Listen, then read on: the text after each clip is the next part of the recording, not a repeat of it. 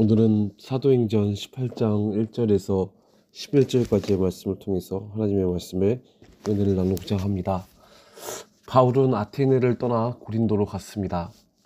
그곳에서 그는 본토 태생인 아굴라라는 유다 사람을 만납니다. 근데 이 둘은 생업이 서로 같았습니다. 서로가 천막을 만드는 일을 했기 때문이었습니다.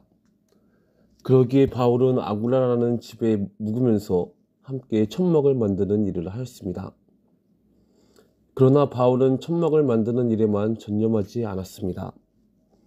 바울은 안식일마다 회당에서 토론을 벌이고 유대 사람과 그리스 사람을 설득하려고 하였습니다. 이는 예수님에 대해서 모르는 이들에게 하나님의 말씀을 늘 가르치려고 했던 것입니다. 특히나 바울은 구약에만 매달리며 그 약속이 궁극적으로 가리키는 예수님을 거부하는 유대인들에게 예수 그리스도에 대해서 가르쳤습니다. 왜냐하면 예수 그리스도만이 하나님의 율법의 완성자요, 예수 그리스도를 통해서만이 죄사함을 받고 구원함을 얻을 수 있는 유일한 길임을 하나님의 말씀을 통해서 확신했기 때문이었습니다.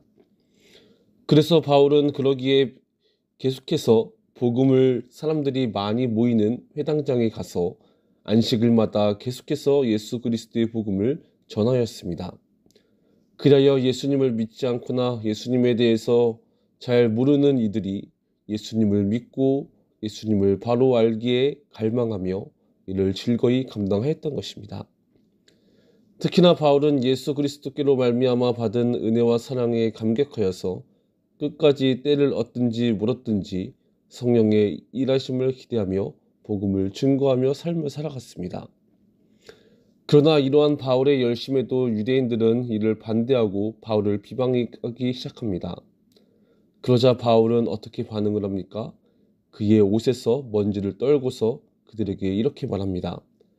여러분들이 멸망을 받으면 그것은 여러분의 책임이지 나의 잘못이 아니라고 말입니다. 이처럼 바울은 복음을 전하면서도 담대하였습니다.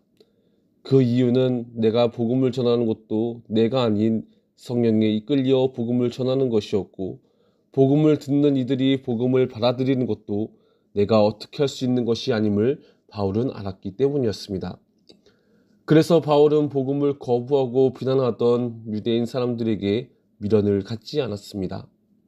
오히려 이방 사람에게로 가겠다고 담대히 말하며 거기를 떠났습니다.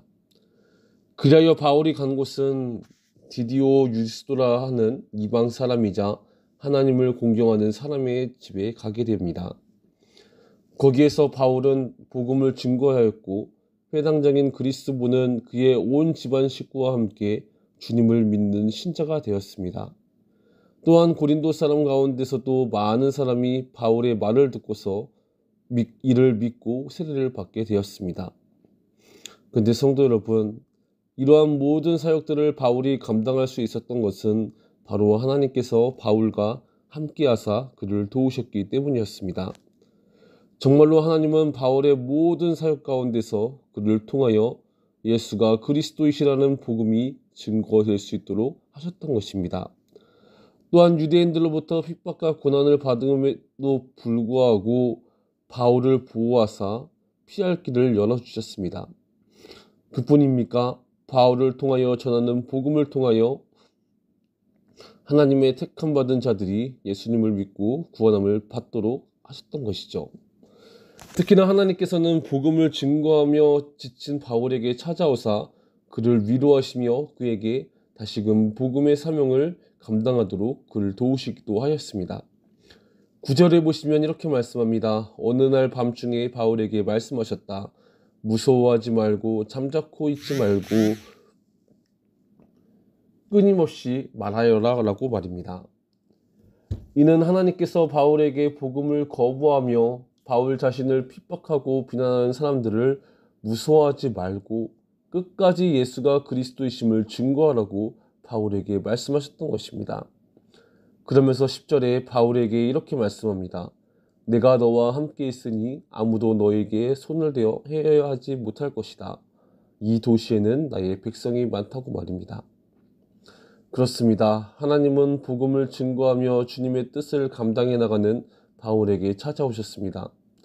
이는 주님의 길을 따라가는 것이 멀고 험하며 참으로 외롭고 아주 힘든 길이지만 그럼에도 하나님은 그러한 바울에게 찾아오신 것입니다. 그리하여 하나님은 바울을 위로해 주셨고 맡은 본분을 끝까지 잘 감당하도록 힘을 부어 주셨습니다. 이는 그만큼 당시 바울이 복음을 담대히 전하며 살았었지만 그 역시도 사람이었던 것입니다. 그러기에 바울은 자신을 향하여 비난하는 소리와 조롱하는 소리와 핍박을 들으면 아파할 수밖에 없었습니다. 하지만 이러한 바울을 향해 하나님은 무서워하지 말라고도 말씀하셨습니다. 또한 내가 너와 함께 있고 너를 보호할 테니 계속해서 예수가 그리스도이시다라는 하나님의 뜻을 끊임없이 말하며 살아갈 것을 말씀하고 있습니다. 왜냐하면 그곳에는 아직도 주의 백성들이 많기 때문이었습니다. 그러자 이러한 하나님의 말씀을 들은 바울은 어떻게 반응을 하며 나아갑니까? 그곳에서 1년 6개월 동안 머물며 하나님의 말씀을 가르치며 삶을 살아가게 되었습니다. 성도 여러분, 오늘 말씀을 통하여 알려주시는 하나님의 마음이 무엇입니까? 그것은 우리가 예수가 그리스도이심을 모르는 이들에게 끊임없이 예수가 그리스도이심을 증거하는 삶을 살아가기를 원하신다는 것입니다. 비록 그러한 삶이 무척이나 고되고 힘들고 어려운 것은 압니다.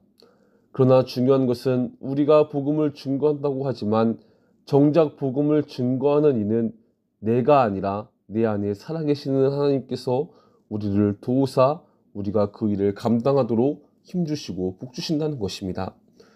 따라서 결국엔 우리가 복음을 증거하는 것이 아니라 성령께서 우리와 함께하사 우리를 도우시고 우리를 보호하시며 복음을 증거하게 하신다는 것이죠.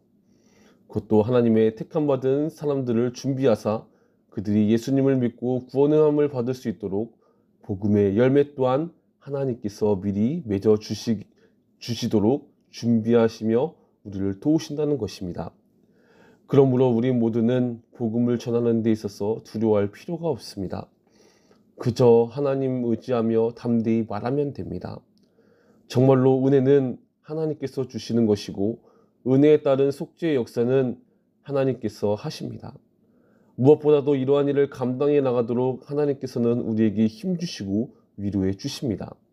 따라서 이를 믿고 담대히 예수님께서 그리스도이심을 증거하는 삶을 살아내는 우리 모두가 되었으면 좋겠습니다. 그 가운데 하나님의 은혜와 사랑이 그리고 하나님의 보호하심의 은혜가 그리고 수많은 열매 맺게 하시는 하나님의 은혜가 있기를 간절히 소망합니다. 기도하겠습니다.